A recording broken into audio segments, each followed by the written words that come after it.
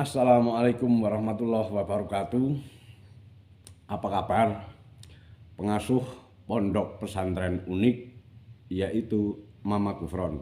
Semoga sehat selalu ya Mama Gufron. Dan apa kabar juga untuk oknum santri di pondok pesantren unik yang sombongnya setengah mudar ya. Bicara di depan saya, untuk hal ini saya nggak ada takutnya. Dan sekarang saatnya saya ingin menjelaskan permasalahannya. Pada saat itu saya nggak kenal sama yang namanya Mama Gufron itu siapa. Tiba-tiba telepon. Setelah telepon lalu video call ke saya dan saya dipanggil untuk datang ke pondok pesantrennya, yaitu pondok pesantren unik di Dampit, Malang.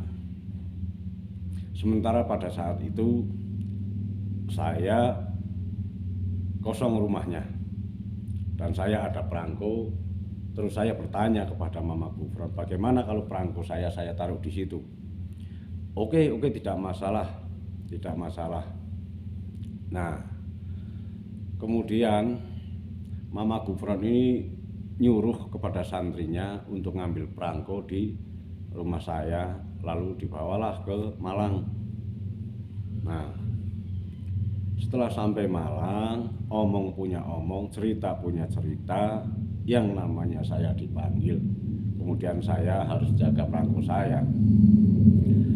Lalu saya cerita kepada Mama Gufron, apa sebaiknya perangko saya ini ditaruh di sini saja. Pada saat itu saya panggil Mbah Wali, wali murid maksud saya. Setelah itu ngobrol punya ngobrol, cerita punya cerita, bahwa perangko saya itu saya beli kurang lebih habis 1.300.000. Nah, cerita punya cerita, konon katanya ingin buka museum pribadi. Ya saya dukung. Kemudian kalau begitu Mbah Wali, belilah perangko saya bilang begitu. Oke, saya siap. Tapi untuk saat ini saya belum ada uang, Gus. Kemudian ada saksi-saksi yang dari Jakarta, teman-teman dan kawan-kawan saya itu sekitar 4 orang.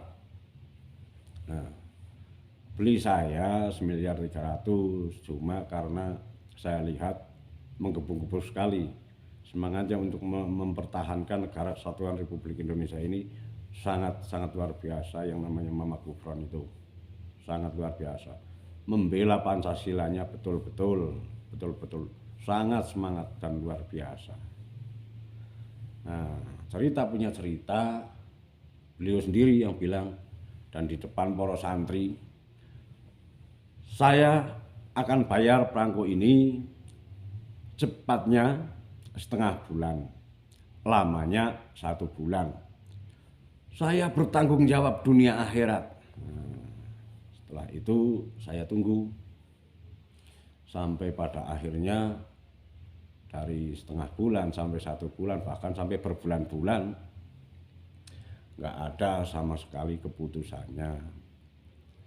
Nah, akhirnya saya datengin, saya telepon nggak pernah diangkat, apa segala macam, sampai saya datang ke sana nggak ditemui, dan teriak-teriak seperti itu, nasihatin orang untuk tidak jadi pengecut. Ternyata mohon maaf sekali, nggak sesuai, bicaranya nggak sesuai, sangat jauh dengan cita-citanya, jauh sekali. Nah, kemudian ngutus santrinya bicara di depan saya untuk hal ini, saya nggak ada takutnya. Nah, jadi yang namanya orang itu takut ya modar, nggak takut ya modar, ngerti nggak kamu? Nah, jadi setelah itu saya nggak akan nggak akan bicara panjang lebar. Seharusnya masalah sudah selesai dari dulu kalau benar. Nah, ini kan nggak benar. ini barang saya, aduh, dibalikin, cuma sayang yang balik itu nggak sesuai dengan pertama ngambil.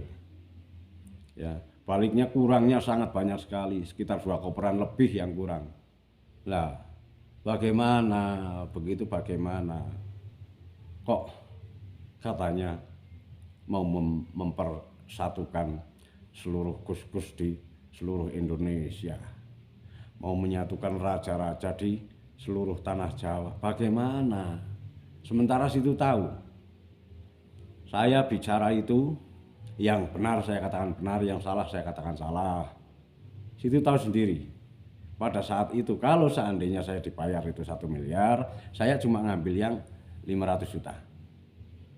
Situ tahu sendiri, saya bicara, silakan yang 500 juta ambil ini untuk kawan-kawan saya yang sangat membutuhkan.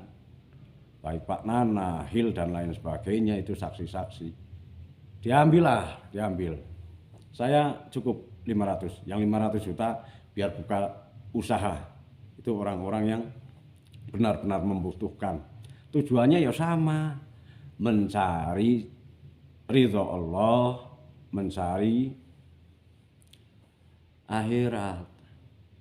Lah, kalau caranya begini, bagaimana coba? Perangkonya dibalikin, cuma nggak sesuai dengan pertama ngambil, ya kurangnya ada 2 koper. Lah kalau minta sekalian sama saya kasih. Sayang situ bukan negara. Kalau situ sebagai kepala negara atau apalah mau minta, saya kasihkan, malah saya hibahkan semuanya demi negara. Tapi kalau untuk mencari keuntungan pribadi, untuk mencari ketenaran, lah buat apa? Teriak-teriak sebagai cucu A, B, C, dan C. Aduh, ya Allah. Jadi segeralah Mampu Gufron, segera pikirkan barang saya yang masih tertinggal di situ segera dikembalikan. Mungkin hanya ini yang dapat saya sampaikan. Salam, semoga sehat selalu Kiai Gufron. Tapi kembalikan perangko saya. Kurangnya banyak sekali, ada 2 koperan. Dan sumpah saya, ini sumpah saya, kalau seandainya barang itu enggak kurang, kok saya bilang kurang, ini ya hari ini busuk mulut saya, pendek umur saya, jangan diberi rizki seumur hidup saya. Ini sumpah saya. Ya, sumpah saya seperti ini. Jadi apapun silahkan, mau model apa silahkan. Yang jelas saya minta hak saya. Tolong kembalikan perangko saya. Karena perangko itu kalau nanti laku, saya banyak, kebutuhan saya banyak. Yang mau saya bagi-bagikan kepada orang-orang yang benar-benar membutuhkan, itu sangat banyak sekali. Dan tolong pikirkan itu, segera kembalikan perangko saya, Mama Gufron. Terima kasih. Assalamualaikum warahmatullahi wabarakatuh.